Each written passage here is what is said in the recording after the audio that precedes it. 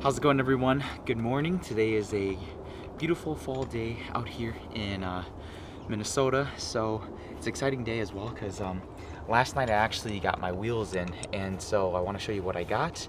I actually have them loaded up. I'm headed to Discount Tire to get a new set of tires mounted onto them as well. So let me show you what I got.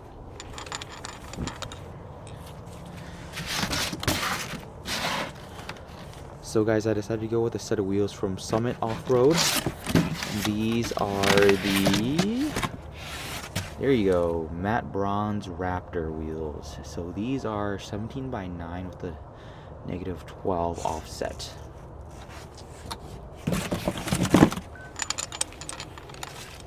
Alright guys, so like I said, I'm actually headed to Discount Tire now to get them mounted up and installed. So let's go, and I will catch you guys back here in a little bit.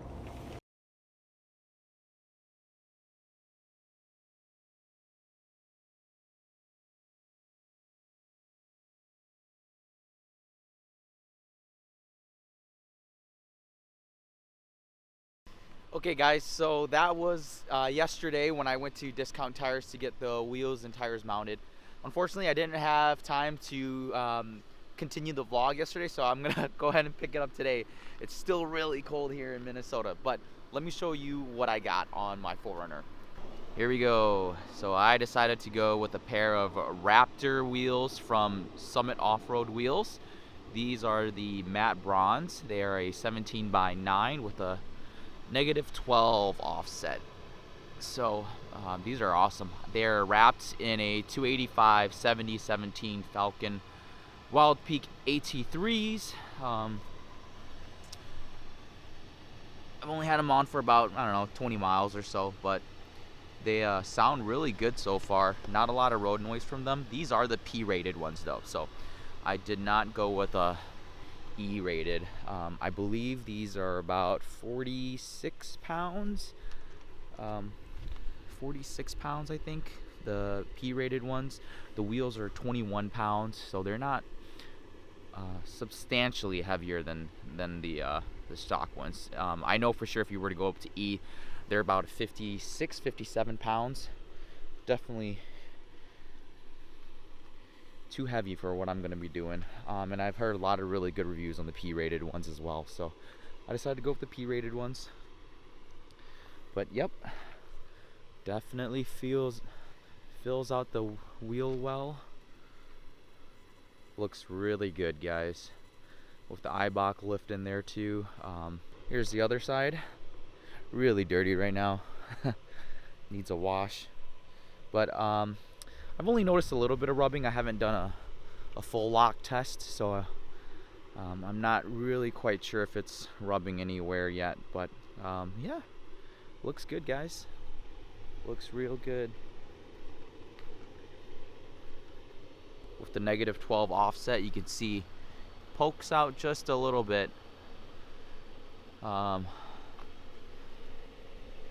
Looks really good though. Has a much more aggressive look to it.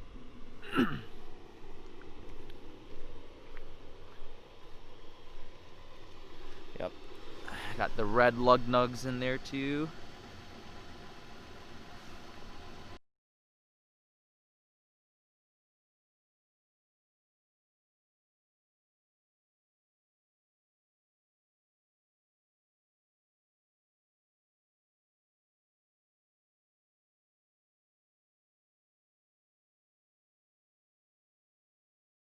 Okay guys, so that was just a quick go around of the car and the new wheels and tires. I will say that originally I wanted to go with the Toyo Open Country AT3s. I've heard a lot of really good reviews on that tire, but there was a sale going on for the Falcon Wild Peaks, and I got them for $201 a piece. So it was a really good sale. I couldn't pass it up because the Toyo Open Countries were about $30 more expensive. And so I decided to go with the Falcon Wild Peaks.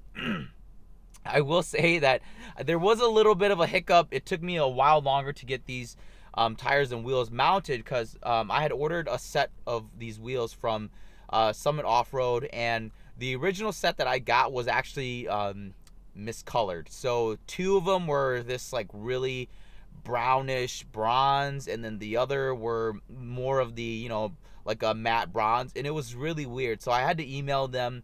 It took about another extra week for me to ship my old set to them, and they had to ship out a new set to me.